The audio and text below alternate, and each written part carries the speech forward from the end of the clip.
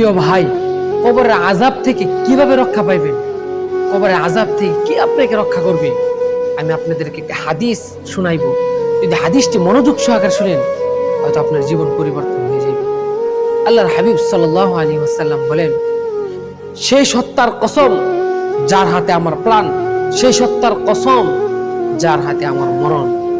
আল্লাহর হাবিব সাল্লাল্লাহু আলাইহি ওয়াসাল্লাম বলতেছেন, যখন মৃত ব্যক্তিকে কবরে দাফন করে লোকজন চলে আসে, মানুষের হাঁটার আওয়াজ সে মৃত ব্যক্তি শুনতে পায়।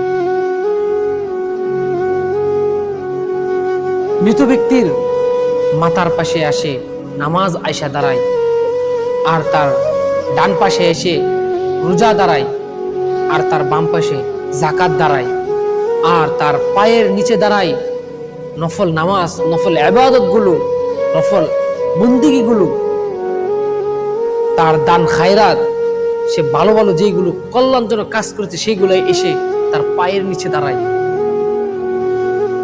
যখন কবরের আযাব তার মাথার দিকে আসে, তখন নামাজ বলে আমার এখানে স্থান হবে না, তখন সে চলে যায় ডান পাশে।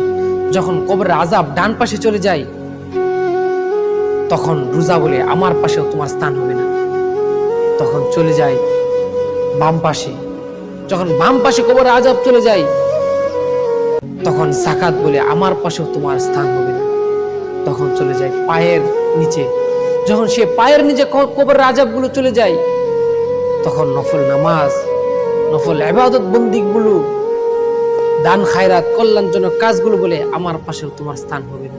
তো প্রিয় ভাই, একটি জিনিস চিন্তা করে দেখেন, আপনি যদি ভালোভাবে দান খায়রাত করেন, নামাজ পড়েন, যাকাত দেন, রোজা রাখেন, আপনার দুনিয়াতে আর কোনো কিছুর প্রয়োজন নাই। আপনাকে কবরের আযাব কখনো পাকড়াও করতে পারবে না, কবরের আযাব আপনাকে কখনো ধরতে পারবে না।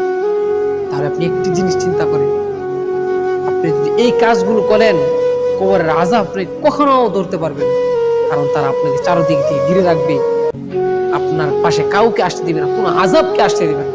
এই জন্য প্রিয় ভাই, নামাজ, রোজা, ইবাদত বন্দেগী, নফল ইবাদত, সদকা, দান খায়রাত, কল্যাণজনক কাজ করার জন্য চেষ্টা